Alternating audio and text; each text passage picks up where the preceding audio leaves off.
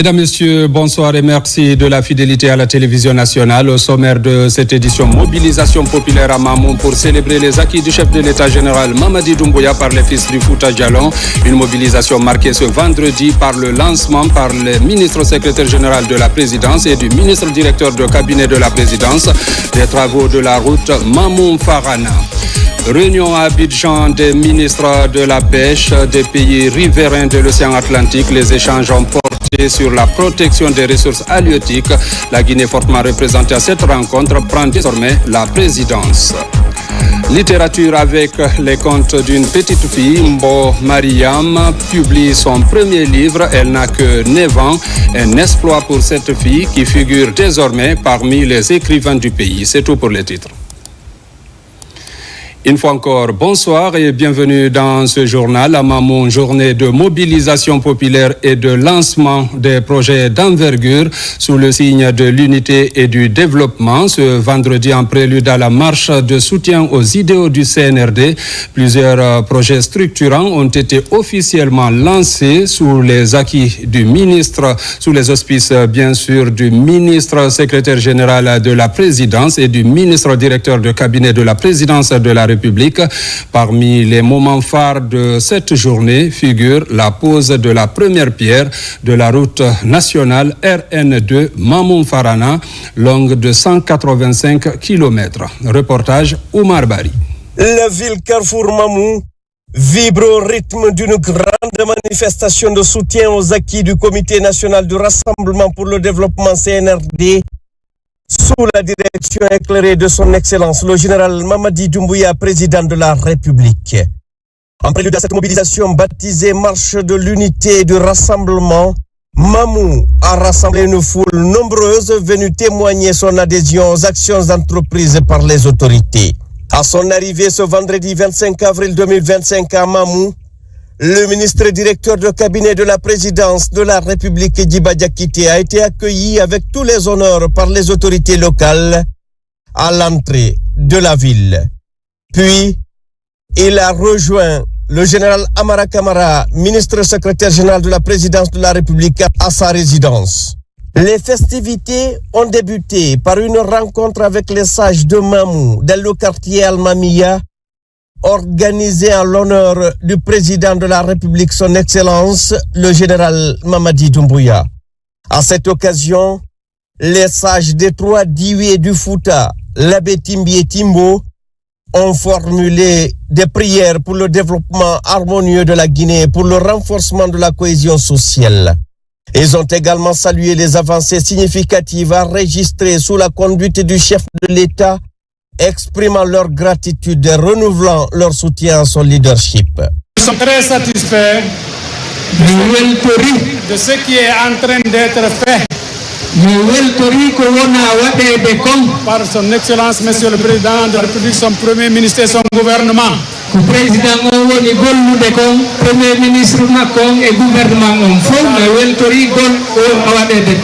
Dans le cadre du développement de la Guinée,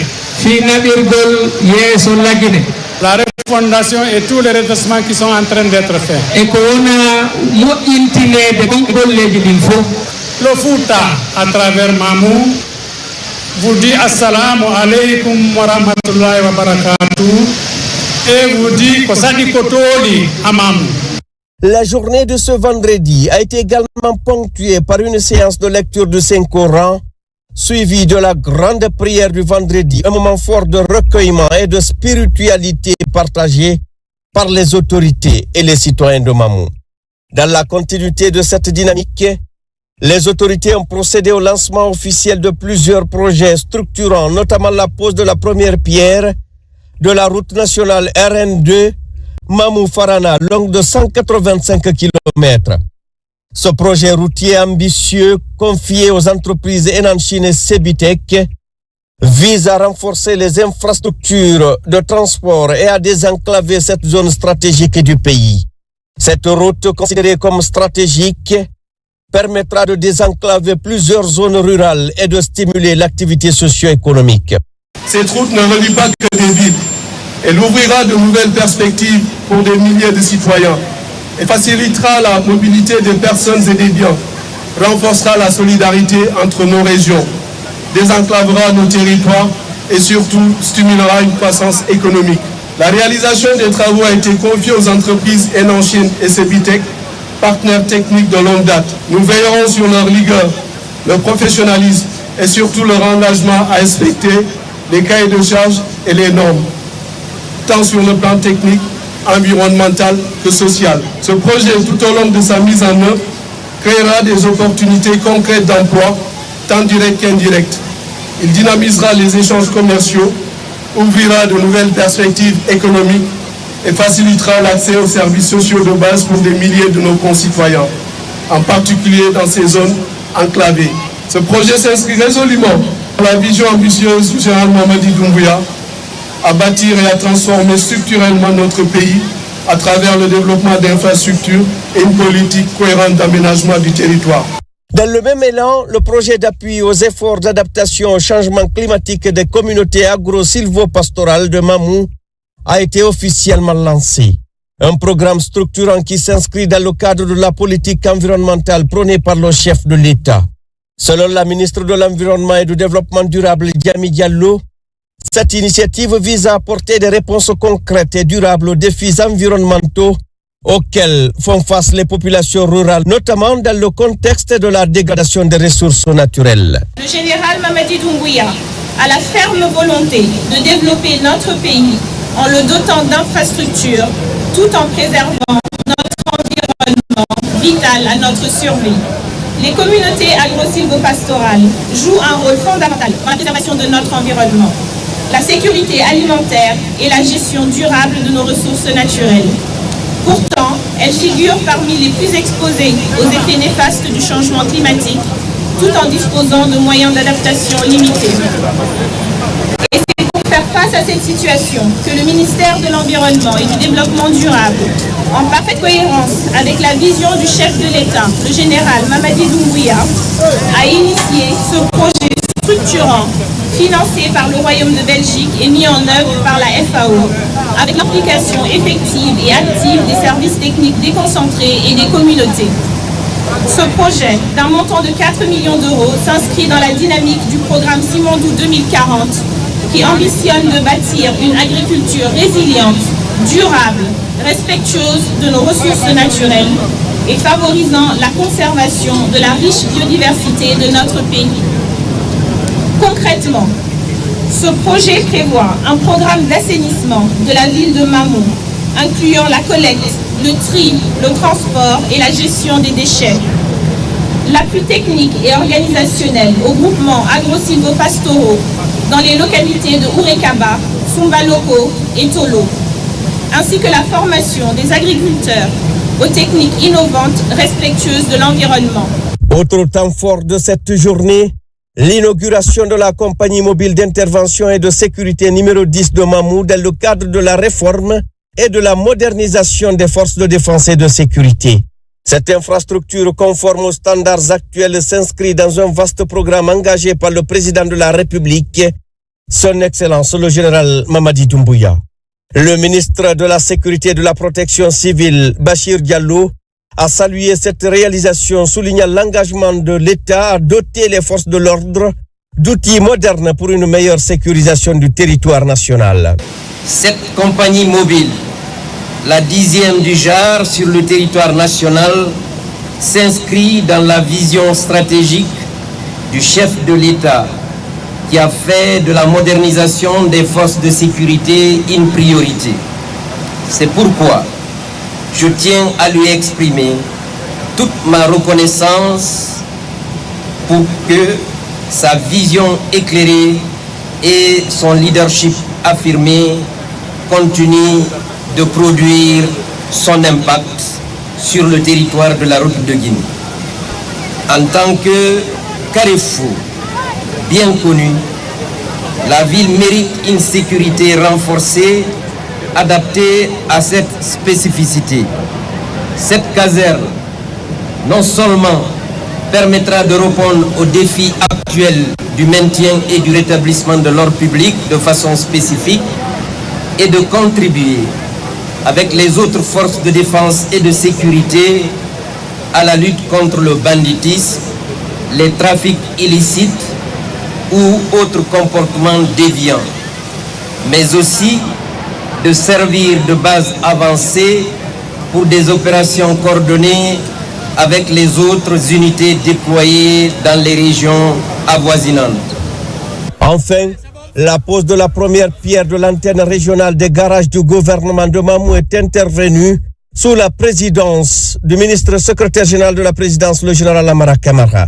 Cette infrastructure, une première en République de Guinée, a pour ambition de garantir une gestion rationnelle, décentralisée et plus efficace du parc automobile de l'État.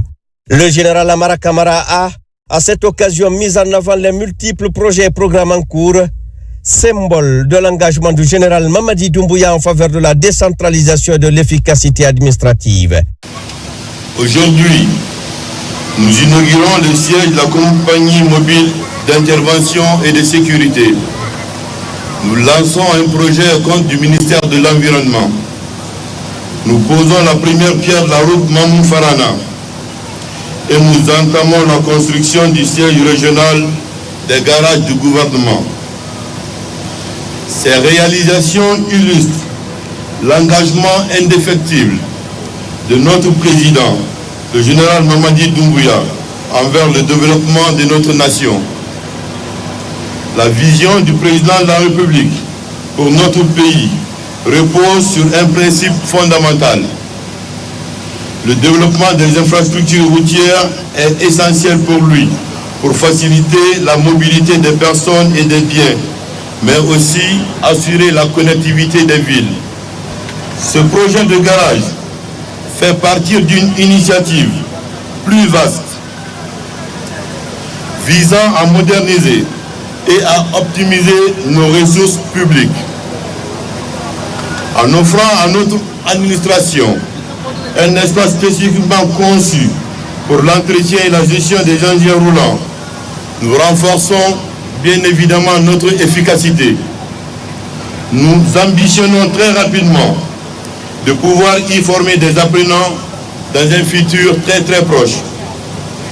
Je tiens également à rappeler à tous les acteurs impliqués dans ces projets l'importance du respect des cahiers de charges, mais aussi les délais contractuels. La rigueur dans l'exécution de ces travaux est très essentielle pour leur succès et pour la confiance que notre population place tous les jours en nous.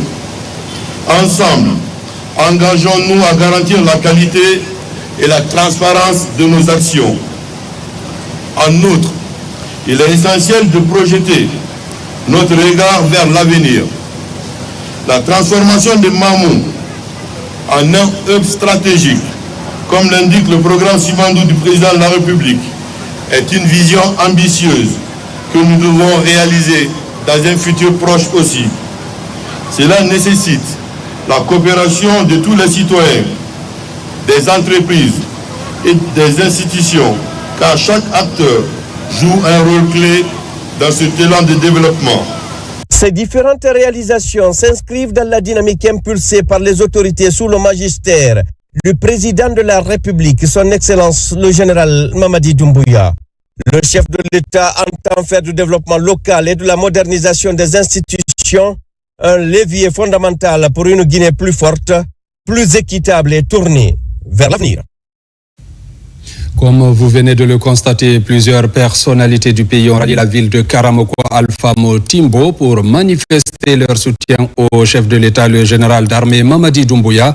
En présence des membres du gouvernement, les sages du Fouta ont lu le Coran et formulé des bénédictions pour la paix et pour le renforcement du tissu social dans le pays. Voici le compte-rendu de notre correspondant à Mamou, Mamadou Paté Baldé. Les manifestations de soutien au chef de l'État, le général d'armée Mamadi Doumbouya, gagnent du terrain en Guinée. À Mamou, c'est une marée humaine qui a rallié ce vendredi la ville de Karamoko Alpha Timbo pour soutenir les actions amorcées par le gouvernement. Les sages des 13 préfectures de Fouta ont donné le coup d'envoi des activités par la lecture du Saint-Coran. Les leaders religieux que nous sommes sont engagés, ont été toujours engagés à 100% pour venir faire des doigts, lire le Coran pour ce pays-là. C'est notre travail. Nous n'avons autre travail que ça. Prier Dieu pour qu'il fasse de la Guinée un paradis terrestre. Et au temps du général Mamadi Doumbouya, nous l'avons accompagné par nos prières et nos bénédictions et nous le faisons. Et assurez-vous que nous l'accompagnerons pour que son programme, pour que le développement de la Guinée de jour en jour se confirme. Cela mérite une reconnaissance. Non seulement une reconnaissance, un accompagnement. Et cela a besoin aussi d'exprimer notre soutien à l'accompagner pour le bien-être des Guinéens. Parce que la route qu'il est en train de le faire, l'amélioration des conditions de vie sanitaire, les problèmes éducatifs, les problèmes sociaux, si toute notabilité des Fouta se sont réunis ici pour consacrer une journée de prière et de reconnaissance et de soutien à l'envers du général Mamadi Doumbouya, il mérite ça.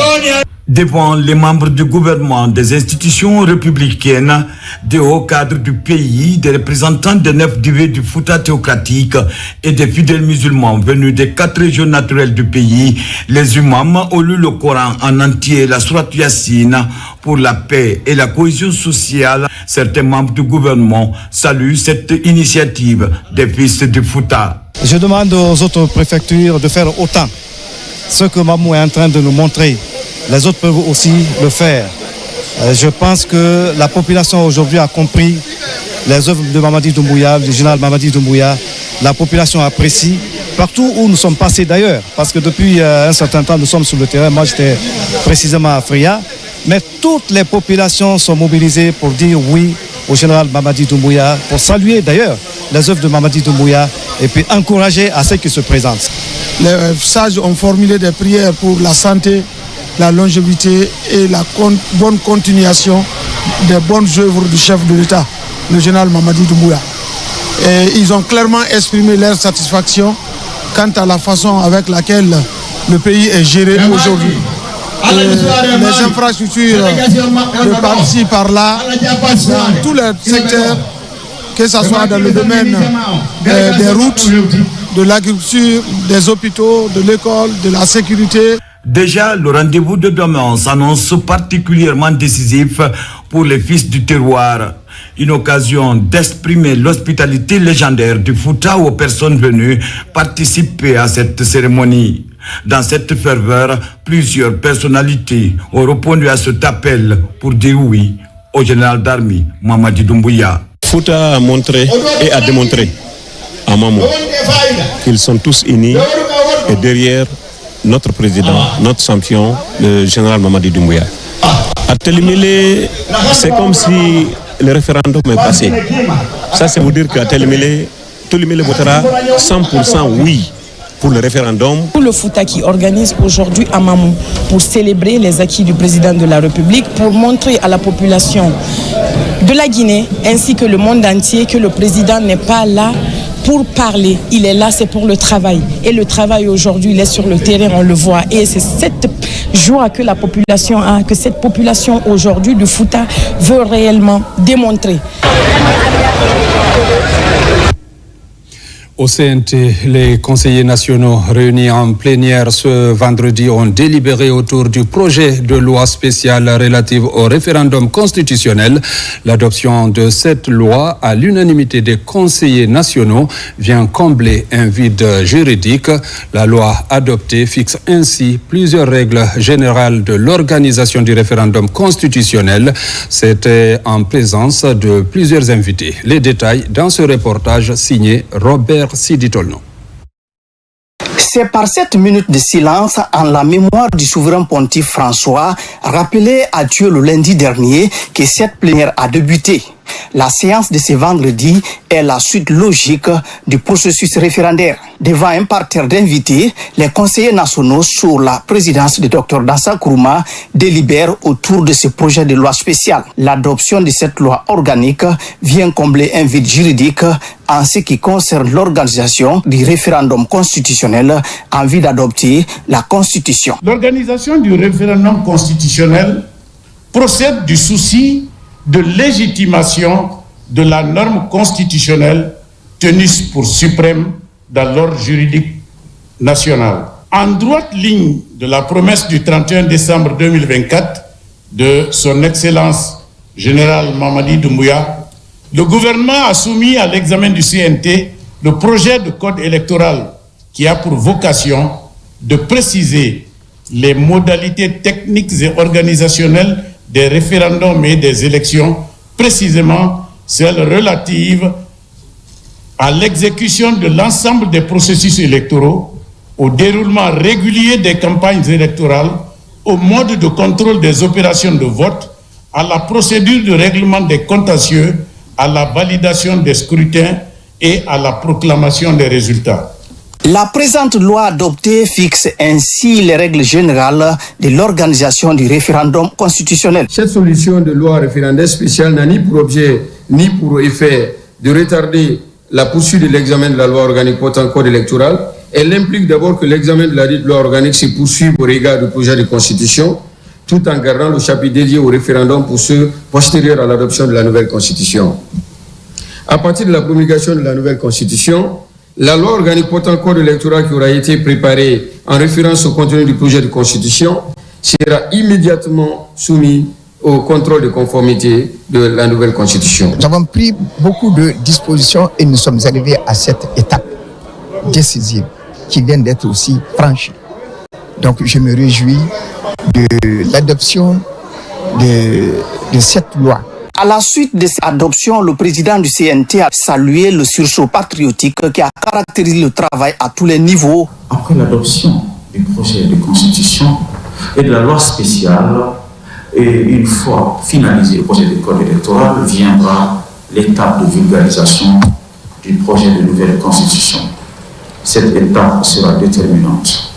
Il s'agira en effet de faire en sorte que chaque citoyen, chaque village, chaque quartier, chaque communauté comprenne l'importance du texte constitutionnel, s'approprie son contenu et participe au référendum en toute connaissance des causes. Et c'est pourquoi je vous invite, honorable Conseil national, dès à présent, à nous mettre dans une posture de veille, de réflexion et d'engagement, car cette mission d'éducation citoyenne, et cette mission d'éveil, de conscience et de responsabilité, ce travail de terrain sera au cœur de la réussite du processus en cours.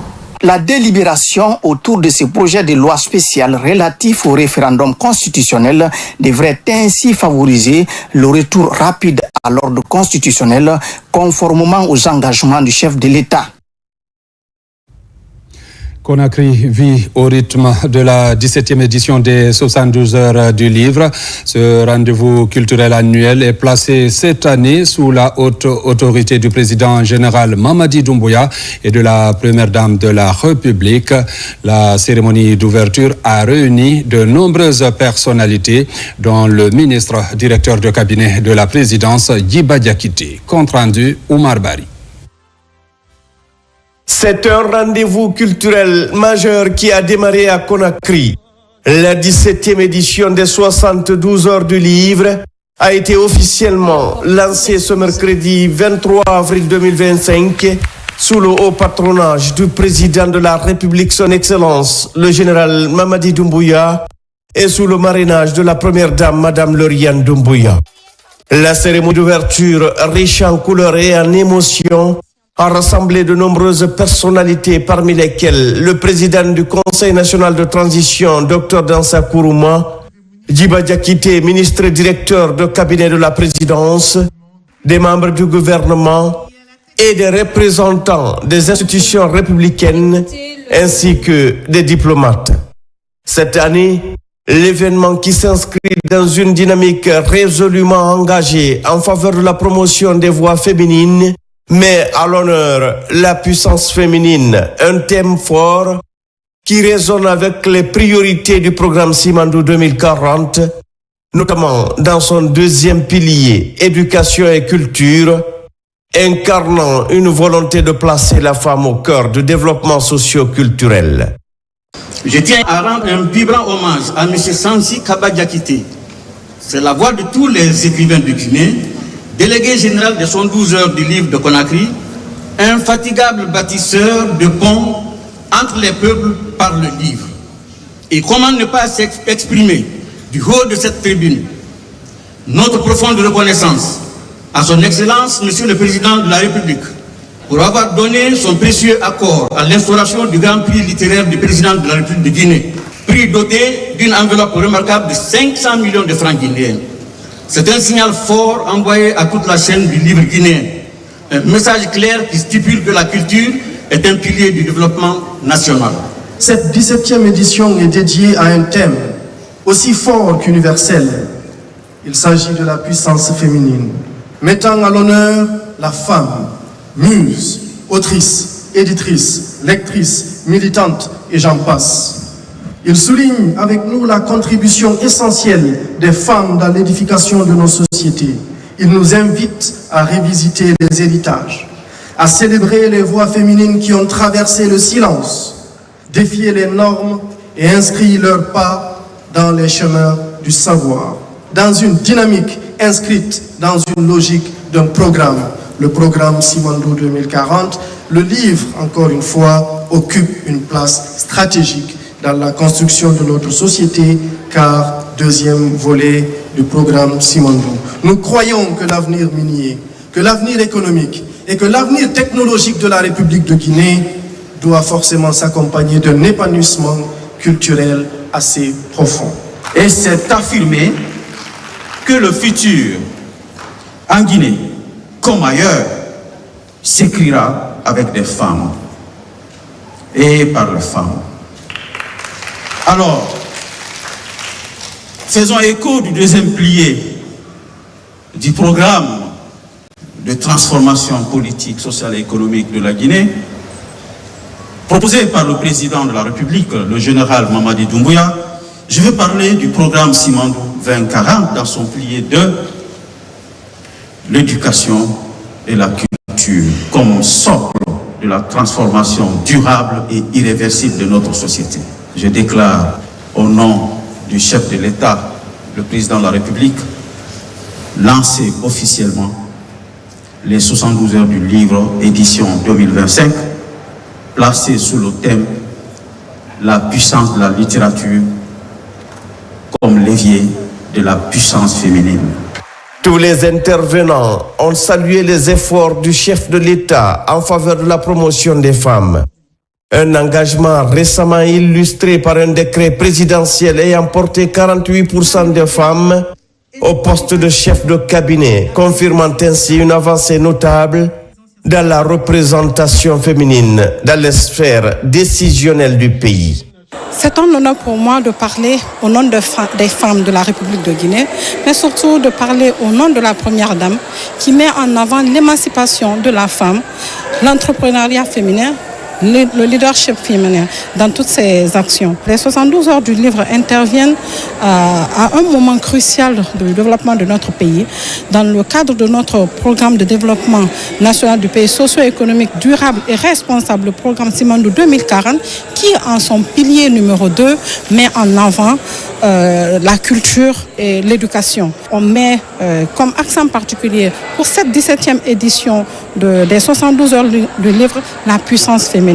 Oui, qui mieux que la femme pour déconstruire les normes sociales? Qui mieux que la femme pour parler de nos traditions? Nous sommes là dans cette édition, pas pour écrire les histoires, mais pour écrire l'histoire ensemble avec tous les acteurs. À travers ce message fort des 112 heures du livre qui place la puissance féminine au cœur de nos réalités, nous venons réaffirmer cette vision du chef de l'État qui veut que la femme soit au cœur de cette transformation. Nous luttons pour avoir cet équilibre dans notre société afin de mieux asseoir un développement durable. Aujourd'hui, le message que transcrit à travers ce thème emblématique qui est la puissance féminine est de ressortir aussi tout ce que les femmes ont pu faire dans notre société, tout ce qu'elles font en termes de richesse culturelle, et aussi le fait que cela soit porté aussi par la première dame vient réaffirmer l'engagement du chef de l'État qui, à travers aussi son épouse,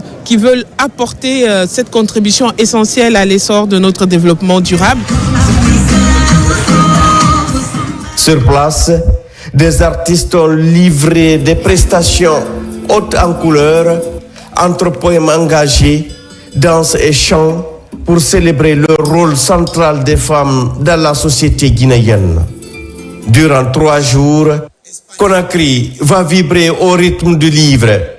Des stands, des tables rondes, des expositions et des ventes de livres seront organisées. Moment fort de cette journée, le ministre directeur de cabinet de la présidence, Djiba Diakité, a procédé à la remise du prix littéraire des lycéens de Guinée, une distinction qui récompense la passion et le talent des jeunes lecteurs du pays. Les 72 heures de livre se poursuivent jusqu'au 25 avril. Cette 17e édition est bien plus qu'une fête de livres, c'est un hommage appuyé à la voix et au pouvoir des femmes guinéennes. Cet événement culturel promet d'être non seulement une célébration de la littérature, mais aussi un hommage vibrant au leadership féminin et à la place centrale qu'occupent les femmes dans la construction de la Guinée de demain. Dans l'actualité encore, la deuxième phase de l'immersion gouvernementale est lancée hier jeudi à Lelouma. Le Premier ministre Amadou Riba s'est tout d'abord rendu dans le centre d'enrôlement de la commune rurale de Hériko dans Lelouma. Objectif, s'assurer du déroulement des opérations. Et en marge de cette visite, le Premier ministre, accompagné d'une importante délégation, a pris part à la grande ziara organisée à Sagalé en hommage à Cheikh Abdul Rahim Sherif. Reportage Ousmane Bangoura. La commune rurale de Hériko, préfecture de Lelouma, dans la région de Labé, accueille le Premier ministre, chef du gouvernement, au compte de la deuxième phase de l'immersion gouvernementale. Cette deuxième phase de l'immersion est marquée par la sensibilisation des populations à la réussite de l'opération de recensement administratif à vocation d'état civil, RAVEC, en cours depuis le 15 avril dernier.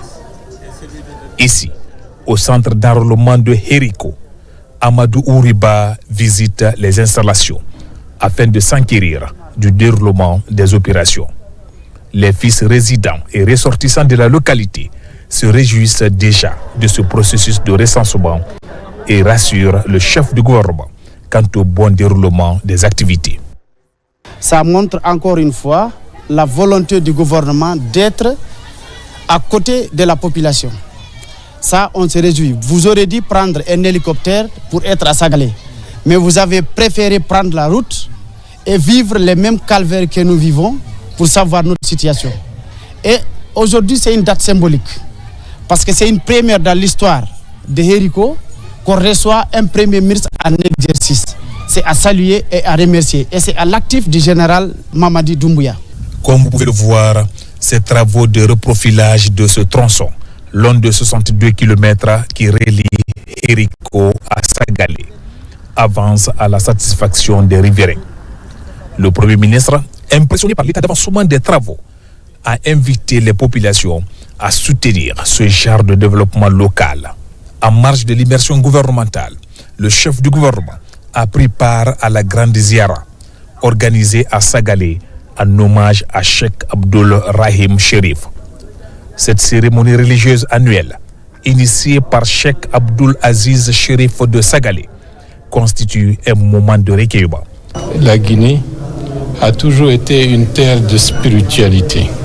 C'est une de nos références et l'État, à travers les autorités officielles, doivent contribuer à restaurer cette référence tant au niveau national qu'au niveau régional. Et comme vous le constatez aujourd'hui, ceux qui sont là viennent de toutes les contrées de l'Afrique de l'Ouest. Si vous avez des ziyaras dans d'autres régions du pays, que ce soit à Touba ailleurs, vous avez des gens qui viennent de toutes les régions de l'Afrique de l'Ouest. Ce rendez-vous religieux annuel a permis au chef du gouvernement et sa suite de se recueillir sur le mausolée du Cheikh Abdul Rahim Chérif, père de Cheikh Abdul Majid Chérif de Sagalé, initiateur de cette grande cérémonie religieuse. Et pour échanger toujours sur les enjeux du recensement de la population, le ministre de la Défense nationale a été reçu à son tour par les forces de l'ordre et les citoyens de la région administrative de Farana. Cette visite de travail avait pour objectif de lui permettre de constater de visu les réalités du terrain dans le cadre du processus de recensement à vocation d'état civil biométrique PN-RAVEC. Reportage adjudant Abdul Kader Kamara, correspondant de la presse militaire. Après la commune urbaine de Farana, le ministre de la Défense nationale est allé à la rencontre des populations des localités rurales. Ici, dans le district de Serekoro, sous-préfecture de Bendou, l'ambassadeur Abakar Sidiki Kamara explique le processus et l'importance du recensement. Puis, il fait le point sur les opérations de recensement avec les agents déployés sur le terrain. Les gens qui ont là les extraits de naissance viennent pour se recenser. Ceux qui n'en ont pas encore, ceux-ci envoient leur carte d'électeur ancienne pour qu'ils puissent faire l'état des comptes pour envoyer à la commune urbaine de Bendou pour qu'ils puissent avoir les extraits de naissance pour le recensement. J'ai un appel à lancer à la population parce que nous sommes dans un délai bien défini qui est 45 jours de recensement.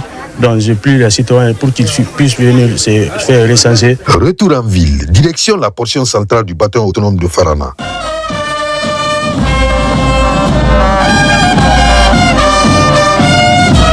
Devant les forces de défense et de sécurité, le ministre est porteur de messages d'encouragement et de félicitations du chef suprême des armées, le général d'armée Mamadi Doumbouya. L'ambassadeur Abakar Sidiki Kamara a longuement expliqué à la troupe les actions de refondation de l'État, notamment le recensement biométrique de la population. Nous sommes des citoyens, on se conforme aux règles du ministère de l'administration du territoire. Vous devrez faire votre devoir de citoyen. Enrôlez-vous, vos chefs administratifs et politiques sont là, le gouverneur et le préfet. Ils prendront des dispositions idoines pour que les forces de défense et de sécurité soient enrôlées. Le jour du vote, vous ne pouvez pas imposer votre vote si vous n'avez pas votre carte électeur. Vous ne pouvez pas avoir la carte électeur si vous n'êtes pas recensé. L'autre devoir, ce sont vos familles, des enfants de 10 ans jusqu'au niveau de vos parents, qui sont avec vous ici, sont à l'école, vos épouses. Vous devrez tout faire pour qu'ils soient recensés. Voulu et soutenu par les autorités du pays, le programme national de recensement administratif à vocation d'état civil est un processus bénéfique pour toutes les couches socio-professionnelles du pays.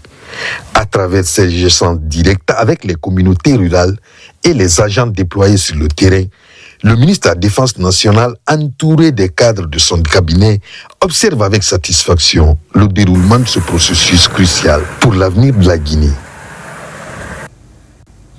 Dans le cadre du processus d'enrôlement en cours, le ministre de l'Information et de la Communication était récemment dans les sous-préfectures et districts de Fria. Dans ces localités, le parrain de la préfecture est allé au contact des citoyens pour leur expliquer la nécessité de se faire recenser en vue d'obtenir ce document administratif indispensable à toutes les élections qui pointent à l'horizon. Younoussa Tavel Kamara. À bord de ce véhicule, le ministre de l'Information et de la Communication et sa suite. Direction les districts les plus reculés de la préfecture de Fria. Dans ces localités, le parrain de la préfecture vient au contact des populations afin de leur expliquer les enjeux du recensement biométrique en cours. Face aux citoyens du district de Horepara, Fana Souma donne d'amples informations sur l'obtention de ce document administratif.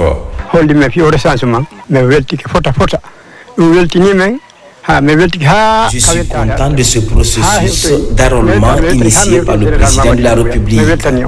Nous, les citoyens de Horepara, nous allons tous nous faire recenser. Nous vous annonçons la profonde motivation dans l'accompagnement des idéaux du CNRD et de son gouvernement. La communauté de Horepara apprécie l'évolution des désenclavements des localités de Horepara. De là, la délégation se rend dans d'autres localités de Sombori, notamment à Banguiné et Banguiné.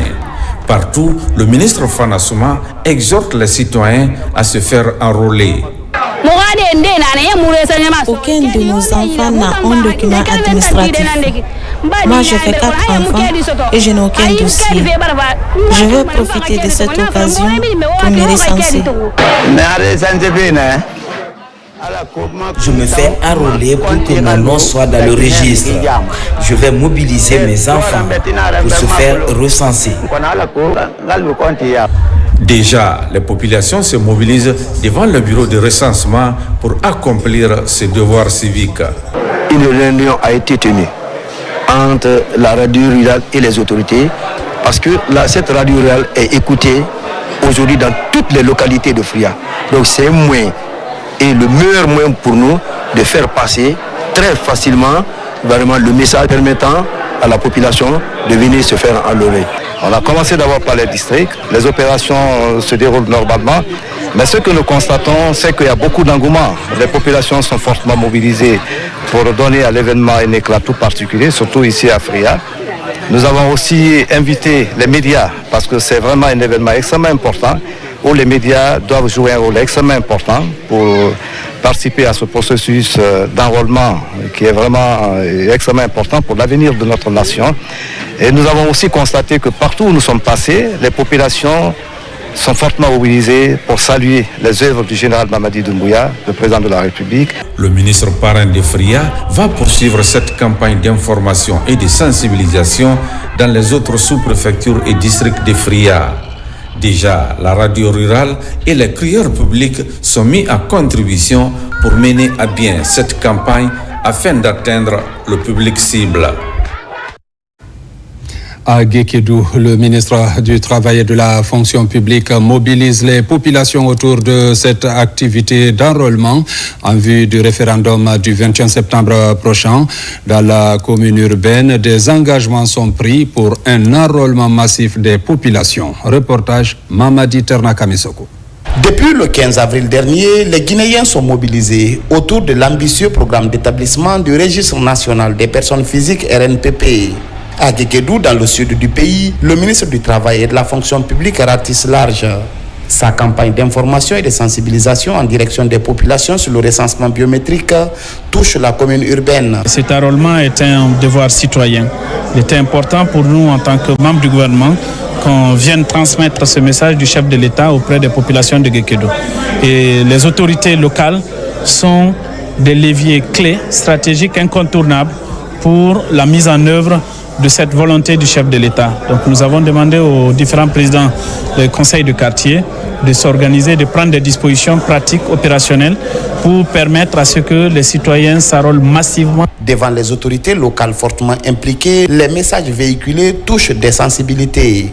Des engagements sont ainsi pris pour un enrôlement massif dans la préfecture de Guékédou. Avec son arrivée, il a pris en compte toutes nos préoccupations. Et nous pensons que tout le monde sera recensé dans la commune urbaine de Guékédou. Tous les problèmes ont été évoqués, un diagnostic a été posé, des solutions idoines ont été prises pour qu'éventuellement l'opération qui est en vue se passe dans les meilleures des conditions. En dépit de quelques difficultés et préoccupations de la préfecture remontée, ça et là, l'émissaire du chef de l'État, Guékédou affiche sa reconnaissance au président de la République pour les actions de développement entreprises depuis 2021. Le ministre Bourounou est prochainement attendu dans d'autres sous-préfectures de Guékédou. L'enrôlement biométrique constitue une étape cruciale dans la réussite des élections à venir. Conscient de cette réalité, le ministère de l'administration du territoire a sollicité et obtenu l'adhésion du Forum national des jeunes des partis politiques pour un accompagnement à travers la sensibilisation. Reportage Amadou Touré. Il constitue la jeunesse de 66 formations politiques réunies au sein du Forum national des jeunes des partis politiques qui soutient le processus d'enrôlement biométrique. Une structure créée en 2013 et qui compte à ce jour plus de 1765 membres sur l'ensemble du territoire national. Nous qui sommes acteurs politiques, nous ambitionnons participer à des élections, que ce soit municipales et communales ou législatives, pourquoi pas présidentielles. Pour être électeur, il faut être recensé. Donc nous mobilisons, nous sensibilisons nos collègues à venir massivement se faire recenser. Une adhésion de taille selon les responsables du ministère de l'administration du territoire et de la décentralisation pour la réussite de l'enrôlement biométrique qui constitue une étape importante dans l'organisation des futures échéances électorales. Nous savons que beaucoup de jeunes militent dans les partis politiques, donc c'est le moment de leur expliquer que c'est un devoir citoyen de se lever et d'aller se faire recenser. On avait besoin d'eux et ils sont aussi une structure qui est implantée sur tout le territoire national. Ils vont aller sur le terrain à travers leur structure, nous aider à informer, à sensibiliser et à mobiliser les jeunes de tous les partis politiques. Votre engagement, chers jeunes, dans ce processus crucial, honore à la fois vos partis et la République. En participant activement à la sensibilisation, vous contribuez à faire entendre la voix de la jeunesse guinéenne dans la construction d'un État plus transparent, plus juste et plus représentatif. Cette plateforme de partis politiques vient signer sa partition au processus électoral suite au passage des organisations de la société civile et associations de presse. Justement, le ministère de l'administration du territoire et de la décentralisation, à travers la Direction nationale des affaires politiques et de l'administration électorale et le programme national de recensement administratif à vocation d'état civil, informe les citoyens de la mise en place d'un centre d'appel ouvert 24 heures sur 24, 7 jours sur 7, pour la prise en charge de leurs préoccupations. À cet effet, le numéro 105 est mis à leur disposition avec une équipe pour recevoir les appels et répondre aux questions liées au recensement biométrique. Par la même occasion, le ministère de l'administration du territoire et de la décentralisation rappelle que le recensement biométrique officiellement lancé le 15 avril 2025 se poursuit et invite les citoyens à se mobiliser pour leur enrôlement muni d'un de ces documents requis, extrait de naissance ou le jugement supplétif tenant lieu d'acte de naissance et sa transcription ou le certificat de nationalité, qu'il soit ancien ou nouveau. Conakry, le 23 avril 2025, signé général de 2e section Elhadj Ibrahima Khalil Condé. Je vous l'annonçais dans le titre, à Abidjan se tient la conférence des ministres sur la coopération halieutique entre les États africains riverains de l'océan Atlantique. Les membres de l'organisation se veulent plus dynamiques pour une préservation des ressources halieutiques et un développement durable des pêcheries dans la région. Envoyé spécial à Abidjan, Alga Simouba. C'est un rendez-vous respecté par les États africains riverains de l'océan Atlantique. Ici à Abidjan, réunis en institution sous-régionale, les membres échangent sur la coopération halieutique pour une cohérence et une coordination des actions des diverses entités. Une manière d'œuvrer pour une gestion durable des ressources de la pêche au niveau du continent. Il y a beaucoup d'enjeux. Il y a le réchauffement climatique, il y a aussi la pêche illégale, qui sont des facteurs qui vraiment mettent en retard les différents pays membres. Ces retrouvailles représentent une opportunité majeure pour débattre de la coopération halieutique régionale favorisant une exploitation durable des ressources marines. Elle permet également de définir des actions communes pour mieux faire entendre la voix du groupe. Les attentes, c'est de pouvoir améliorer le secteur de la pêche en se donnant des idées, des échanges d'expériences, la formation, mais aussi en termes de technologie, pouvoir améliorer tout ce qui est surveillance au niveau de nos eaux. Cette 11e session de la Comafat a été une occasion pour Fatima d'assister au lancement du Salon de la pêche et de l'aquaculture à Abidjan. Présidée par le Premier ministre ivoirien, la rencontre vise une coopération effective et active entre les États membres pour une préservation des ressources halieutiques et un développement durable des pêcheries dans la région. Pour être plus complet, il faut préciser que cette 11e session tenue à Abidjan a été une opportunité pour la Guinée de prendre la présidence de l'organisation. La première édition des journées du chargeur guinéen a pris fin à Conakry. Plusieurs résolutions ont meublé la tenue des 2 jours de la rencontre dans la capitale Conakry.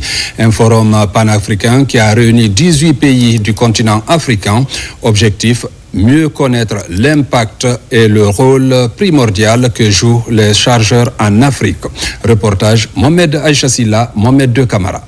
Cette première édition des journées du chargeur guinéen, qui boucle ses travaux de 2 jours à Conakry, a été riche en enseignements. Au-delà de mieux faire connaître le travail et le rôle primordial que les chargeurs peuvent jouer dans l'économie des pays africains, ce grand forum de Conakry a permis de rapprocher davantage les chargeurs des 18 pays présents dans la capitale guinéenne. Des thématiques comme la réglementation douanière, la gestion des corridors et autres ont été largement débattues dans les panels de haut niveau programmés à cette occasion. Il s'est agi, à travers ce panel, de démontrer en quoi la bourse de fret contribue à l'efficience logistique, qui consiste à mettre en relation le chargeur qui est à la recherche de la meilleure offre de transport et le transporteur qui veut éviter un retour à vide. Les conseils des chargeurs jouent un rôle crucial dans la chaîne logistique des transports. C'est pourquoi des travaux ont servi de cadre de partage d'expériences entre les experts et les acteurs, une initiative saluée par la structure mère des chargeurs en Afrique. C'est une journée qui est la bienvenue parce qu'elle permet encore une fois de fédérer l'ensemble des chargeurs guinéens, mais au-delà même de la Guinée, l'ensemble des chargeurs africains. Les pays membres de l'UCCA sont bien représentés ici. Donc c'est à peu près 18 pays de la région africaine qui sont présents à cette rencontre bien importante. Vu la présentation par l'expert portant sur le thème central, encourage les autorités africaines à soutenir et à protéger davantage les conseils des chargeurs conformément aux recommandations pertinentes des organisations internationales par une sauvegarde des moyens financiers. La rencontre a permis de paraffer des contrats qui visent à promouvoir et garantir le travail des chargeurs en Guinée. Également, un groupe de 18 cadres du Conseil guinéen des chargeurs ont bénéficié d'un certificat après leur formation en compétences portuaires et maritimes au centre Trémar de Dakar. Nous avons entendu au cours de ces journées des voix plurielles, des voix venues de tout horizon, témoins des réalités diverses mais convergentes, portées par une volonté commune, celle de faire des chargeurs africains et guinéens en particulier des partenaires stratégiques dans des dynamiques de transformation économique. La première édition des journées du chargeur guinéen s'est achevée sur une note d'espoir de voir l'intégration des chargeurs africains devenir une réalité. Le 3 mai prochain, journée internationale de la liberté de la presse. Les médias War Guinée organiseront la 4e édition de récompense à l'endroit des journalistes et techniciens guinéens. En prélude à cette cérémonie, une conférence de presse est organisée pour annoncer la tenue prochaine de l'événement. Reportage Diarra Diallo. Le 3 mai prochain, les projecteurs seront braqués sur les acteurs des médias guinéens. À l'occasion de la Journée internationale de la liberté de la presse, Media Awards Guinée tiendra sa 4e cérémonie de récompense. Un événement qui met à l'honneur les journalistes et techniciens à travers plusieurs catégories. La 4e édition, comme je le disais, va se passer dans l'apothéose avec la célébration de la Journée internationale de la liberté de la presse. Et la cérémonie va débuter par un panel qui va traiter le thème de cette 4e édition qui est mine et environnement durable, quel avenir pour la Guinée de demain, Simandou 2040. Et à la suite de cette présentation, on aura les distinctions. La particularité de la 4e édition, c'est que l'événement d'abord soit retransmis en direct sur 5 chaînes de télévision. Ce qui est une première en Guinée. C'est vous dire combien de fois l'événement est important et il y a de l'engouement autour. L'autre nouveauté dans cette édition, c'est la réadaptation des prix au contexte actuel. C'est le fait que nous faisons en sorte que les voix féminines, par exemple, la gente féminine, soient mises en avant. Pour cette édition, les nominés en radio sont exclusivement issus des radios rurales et de la radio nationale. Le point culminant de la cérémonie sera l'attribution du Grand Prix Media Awards Guinée. Nous avons prévu également de donner au Grand Prix un terrain. Un terrain sera offert au Grand Prix et une enveloppe symbolique de 30 millions de francs guinéens en vue d'accompagner toujours le Grand Prix à réaliser son petit projet qu'il aimerait mener sur ces terrains. Au total, 64 journalistes sont en lice. 11 prix seront remis en plus du Grand Prix. 29 prix d'honneur s'ajoutent. La soirée verra également la remise de 5 prix d'excellence Simandou pour récompenser les contributions exceptionnelles dans le secteur des mines. Justement, pour parler des Media Awards Guinée, nous recevons sur ce plateau M. Antoine Kourouma. Il est commissaire général. Monsieur Kourouma, bonsoir. Bonsoir Saïdou, bonsoir à tous. Vous organisez la grande cérémonie des Media Awards Guinée le samedi 3 mai. Il s'agit de récompenser les journalistes. Alors, est-ce qu'on peut connaître le thème retenu pour cette année ? Merci Saïd pour la question. Permettez-moi avant de commencer de remercier le ministre Fana Souma et la directrice de la RTG pour cette opportunité qu'ils nous offrent pour nous exprimer sur ce plateau et nous adresser aux journalistes et techniciens guinéens ainsi qu'au peuple de Guinée. Et pour ce qui est de la question liée au thème de l'événement, c'est mine et développement durable.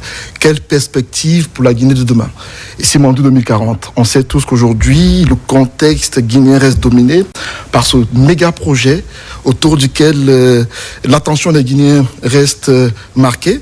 Et on s'est dit que cette année, il fallait faire en sorte que la 4e édition des Media Awards porte sur ce méga projet, amener les journalistes à traiter des sujets liés à ce projet, les amener à faire des recherches, des enquêtes autour de l'impact du projet, autour de la pertinence du projet, autour, sans pour autant leur imposer d'angle à choisir.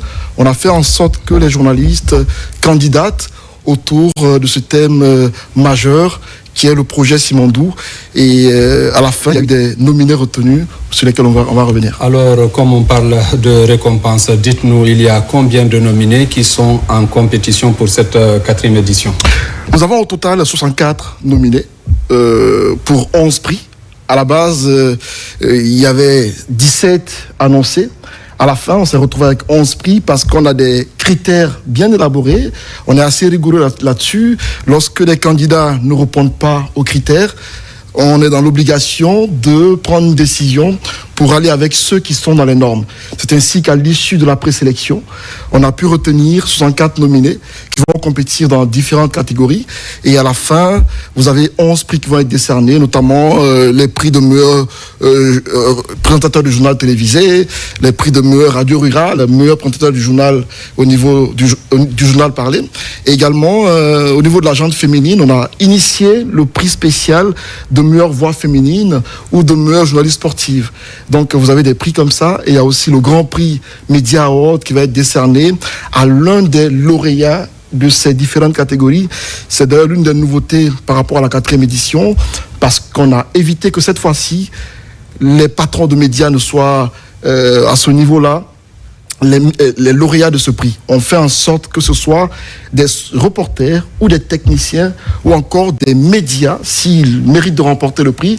remporte le Grand Prix, parce qu'on nous a parfois interpellés en disant que les patrons de médias ont déjà des moyens. Qu'est-ce qu'un patron de médias va faire avec tel prix? Pourquoi ne pas permettre à un caméraman, à un reporter de pouvoir remporter un Grand Prix qui va pouvoir changer quelque chose à sa condition de vie? On a trouvé cela pertinent. C'est pourquoi on a décidé que cette fois-ci, le Grand Prix, cette année, qui va être un terrain et une enveloppe symbolique de 30 millions qui va être décernée, que ça parte à un journaliste qui va pouvoir... parce qu'il y a d'autres surprises qui arrivent. Pour l'instant, c'est ce que nous annonçons, mais au fur et à mesure, des annonces seront faites par rapport aux différents prix qui vont être contenus dans les différentes enveloppes. Et vous avez parlé de mines. La Guinée est un pays minier avec le projet Simandou que vous avez déjà évoqué. Est-ce que cette 4e édition ouvre un pan sur l'impact de ce projet sur les populations? Justement, j'ai commencé par ça parce que nous voulions, à travers le choix du thème, emmener les journalistes justement à nous aider à comprendre l'impact du projet sur la Guinée. Et l'impact aujourd'hui, il est visible. Parce que faites le tour de la Guinée, quand vous êtes à l'étranger, lorsque vous arrivez là, ça fait quelques jours que je suis à Conakry, je vous avoue que j'ai pu constater de moi-même l'impact du projet sur Conakry et sur quelques villes de l'intérieur du pays.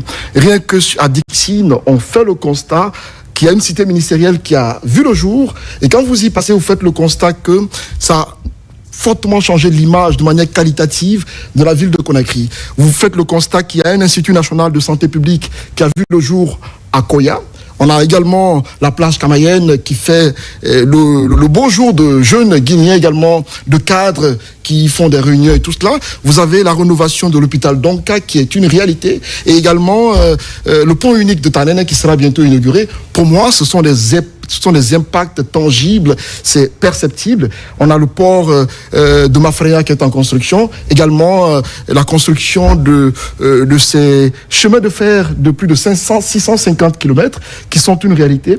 Pour moi, il était important qu'on essaie un peu d'amener les journalistes à nous aider à comprendre à quoi tout cela retourne. Et donc, c'était important de... Vu tout ce que vous venez d'énumérer, est-ce que vous avez un appel à lancer à l'endroit des citoyens et acteurs des médias? Oui, bien sûr. Ce qu'il faut retenir, c'est que le jour de la cérémonie, le 3 mai, qui est une date symbolique pour la presse, c'est une journée de fête pour les journalistes. C'est vrai qu'on me dira que il faut, ce jour-là, comme la journée, le nom de la journée l'indique, c'est une journée dédiée à la liberté de la presse. Il est important ce jour-là d'interpeller les gouvernants par rapport à l'exercice du métier, et également les journalistes par rapport à leurs responsabilités dans la pratique du métier de journaliste. Nous voulons, à travers les médias Awards Guinée, lancer un appel aux gouvernants, lancer un appel aux journalistes, parce qu'on veut jouer notre partition. En venant à Conakry, j'ai voulu, à ma façon avec mon équipe, intervenir pour apporter notre pierre à l'édifice afin que la situation en cours s'apaise, pour que la situation redevienne normale. Nous voulons, le jour de la cérémonie, remettre un mémorandum au gouvernant, au chef de l'État, afin qu'il essaie de revoir la situation. Parce qu'aujourd'hui, nous avons des mères de famille, des pères de famille qui, à cause de la situation actuelle, se retrouvent sans travail. On se dit que le président n'est pas contre la presse. Le chef de l'État, pour ce que je sais, est quelqu'un de très sensible, et je pense qu'il a une idée de ce que c'est que la vie de famille. Et je pense qu'à un moment donné, il va falloir faire en sorte que les choses puissent s'apaiser, que les journalistes essayent de mettre balle à terre, lancer un appel de manière humble pour que nous puissions ensemble faire en sorte que la situation puisse changer. Sans cela, c'est ce que nous nous assignons comme objectif. On a envie que la situation change positivement. Pour ça, nous voulons que chacun des acteurs essaye de jouer un rôle pour que nous puissions en arriver là. Pour clore, il y a des prix que nous voulons décerner ce jour-là. Ce sont les prix d'honneur qu'on décerne à des doyens du métier, parce que nous voulons célébrer ceux-là qui ont marqué l'histoire de la presse. Vous avez des grands noms comme Ibrahim Ahmed Bari, qui a été sur ce plateau pour le journal télévisé. Vous avez Moussa Sidibé, vous avez Siré Dieng ou également Marie-Louise Sanoussi, qui ont été de grands noms de la presse guinéenne. On veut les célébrer comme on le fait chaque année. Il y a aussi des acteurs des médias qui sont actuellement en exercice, comme Hamza Ba, qui est un jeune journaliste qui a aussi marqué son temps, ou Mohamed Diaby de Adafo Média, qui sont des journalistes, des acteurs capés de la presse que nous voulons célébrer. Et enfin, il y aura le prix d'excellence, des prix d'excellence qu'on veut décerner par rapport au projet Simandou, et il y aura un grand prix d'excellence dédié au chef de l'État par rapport à ses grandes réalisations dans le pays. Merci. Ahmed Koroma. Merci beaucoup. Et le Mosacode poursuit l'installation des antennes à travers le pays. Au Fouta, l'antenne du bureau fédéral de Mamoun vient d'être validée. Fodé Camara, Mamadou Alpha Baldé.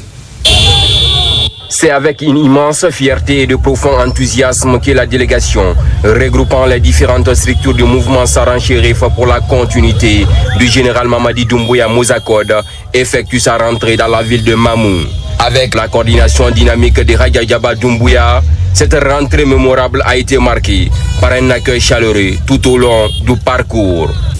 Aujourd'hui, nous accueillons les différentes délégations. L'activité qui nous attend le 25 et le 26, c'est dans le cadre du soutien absolu des acquis, des actes qui ont été posés par le général d'armée Mamadi Doumbouya depuis le 5 septembre 2021. À Mamoun, la dynamique de refondation et de continuité, particulièrement parmi la jeunesse, est effectivement un enjeu clé. Le mouvement Mosacode semble jouer un rôle essentiel dans cette optique. La ville Carrefour Mamoun s'est mobilisée en montrant que vraiment il est d'accord pour la continuité du général Mamadi Doumbouya. La population de la Guinée a fait une prise de conscience. Parce que quand vous regardez aujourd'hui Mamoun, c'est la Guinée qui se retrouve ici aujourd'hui à Mamoun. Le Mosacode a son plan de mobilisation, c'est de juste parler les acquis du président à la population guinéenne qui est visible un peu partout et les gens vont continuer à se mobiliser, à soutenir et vraiment à montrer au président que tout le monde est avec lui. Après cette grande réception, la coordinatrice Raja Djaba Doumbouya a assisté à la lecture des 5 Corans. En attendant, la grande mobilisation prévue pour le 26 avril. À présent, nous vous donnons lecture de ce décret D 2025-0062 PRGC-NRD-SGG portant promulgation de la loi L 2025-003 CNT du 31 janvier 2025 portant modification de l'intitulé de la loi L 2024-16 CNT du 24 mai 2024 portant autorisation de ratification de la convention cadre de crédit entre la République de Guinée et BPI France SA dans le cadre de la construction de 4 hôpitaux régionaux évolutifs, modulaires, industriels et durables en République de Guinée, signé le 7 avril 2023. Le président de la République, vu la charte de la transition, décrète, article 1er, est promulguée la loi L 2025-003 CNT du 31 janvier 2025 portant modification de l'intitulé de la loi L 2024-16 CNT du 24 mai 2024 portant autorisation de ratification de la convention cadre de crédit entre la République de Guinée et BPI France SA dans le cadre de la construction de 4 hôpitaux régionaux évolutifs, modulaires, industriels et durables en République de Guinée, signé le 7 avril 2023. Article 2. Le présent décret qui abroge toute disposition antérieure contraire prend effet à compter de la date de sa signature et sera enregistré et publié au journal officiel de la République. Conakry, le 25 avril 2025, signé Général Mamadi Doumbouya. Soutien au chef de l'État, la jeunesse de la forêt se mobilise à travers un meeting. Ils ont annoncé leur détermination à soutenir le général Mamadi Doumbouya. Lancé Kamisoko. En Sérékoré, le mouvement Jeunesse forestière pour la continuité vient de lancer les travaux de son assemblée générale. Un rassemblement fort, marqué par la présence des autorités locales et d'une jeunesse fortement engagée à soutenir les actions du président de la transition, le général d'armée Mamadi Doumbouya. Cette structure fédératrice des jeunes leaders, cadres et intellectuels de la Guinée forestière ambitionne de contribuer de manière efficace à résoudre les problèmes liés au développement socio-économique et les différentes crises électorales en forêt. Car le processus de développement inclusif sous l'égide du CNRD fait appel à la conjugaison des efforts de tous les citoyens dans une cohésion totale. Fidèle à son engagement envers le chef de l'État, le mouvement Jeunesse forestière pour la continuité n'a pas manqué de saluer les acquis du régime de la transition. Ce nouveau visage que notre pays dégage, désormais mérite d'être inscrite en lettres d'or dans les annales de l'histoire et de la continuité au regard de nombreuses réalisations à son actif. Preuve de l'engagement collectif des jeunes à soutenir les actions de développement, de paix et d'unité nationale enclenchées par le chef de l'État, cette mobilisation des Érécorés doit être renforcée afin de pérenniser les acquis du CNRD. 63 pages, une plume, un talent précoce qui captive déjà la Guinée entière. À seulement 11 ans, Mariambo Kourouma fait une entrée remarquée dans le monde littéraire. Son recueil, Les Contes de Mbo Mariam, écrit à l'âge de 9 ans, est bien plus qu'un simple livre. C'est un message d'espoir, un appel au bien et une inspiration pour toute une génération. Portrait d'une jeune auteure qui redonne goût à la lecture avec Maïmouna Beladialo. À seulement 11 ans, Mbo Mariam Kourouma émerveille la Guinée littéraire. Élève en 6e année au groupe scolaire Phoenix International, elle signe officiellement son premier ouvrage avec Harmattan Guinée, Les Contes de Mbo Mariam, un recueil qu'elle a entamé à l'âge de 9 ans. Je suis passionnée par la lecture et je me suis dit que j'allais réaliser mes rêves de devenir une écrivaine, une de ces personnalités que j'ai toujours aimées. Pendant tout son cycle d'études, et c'est sous nos yeux, grâce aussi à la bibliothèque, qu'elle a pris goût à la lecture. Donc, tout d'abord, je voulais féliciter les parents de Mbo. Parce qu'il n'y a pas de réussite d'un enfant sans cet encadrement familial. Et c'est le meilleur soutien que les parents peuvent apporter pour encourager. À travers ses contes, l'adolescente transmet des valeurs fortes. L'amitié, la solidarité, le courage, mais aussi l'espoir d'un avenir meilleur. Ce recueil est bien plus qu'un livre. C'est une source de motivation pour la jeunesse. Une leçon de vie qui enseigne que le mal n'est jamais le chemin à suivre et que le bien est la clé de toute chose. Mbo, c'est une enfant modèle. Nous n'avons jamais eu assez de choses à lui reprocher. Elle a toujours été intelligente à l'école. Elle se montre douce, aidante, toujours disponible à rendre service. À l'école, elle passe souvent son temps libre dans les livres. Elle emploie un vocabulaire riche, varié, toujours parfaitement adapté. Qui est aujourd'hui la plus jeune écrivaine de l'histoire de la Guinée. Soutenue par le chef de l'État qui a offert 5000 exemplaires à la jeunesse, Mbo Mariam a également été invitée en mars dernier par l'Harmattan France où son livre a trouvé de nouveaux lecteurs. J'aimerais remercier le président de la République, le général Mamadi Doumbouya, pour le soutien qu'il apporte aux enfants de Guinée en commandant 5000 exemplaires de ce livre. J'aimerais encourager les jeunes à s'intéresser beaucoup plus à la lecture parce que la lecture, c'est l'avenir de notre génération. En tant que père, c'est un sentiment de joie, de réconfort. Les mots me manquent. Je suis aussi content du public, des Guinéens, des grands messieurs qui nous ont accompagnés, qui ont cru à nous, qui ont tout mis pour que ce rêve devienne une réalité. En cette 17e édition des 72 heures du livre, Mbo Mariam prouve que la plume n'a pas d'âge.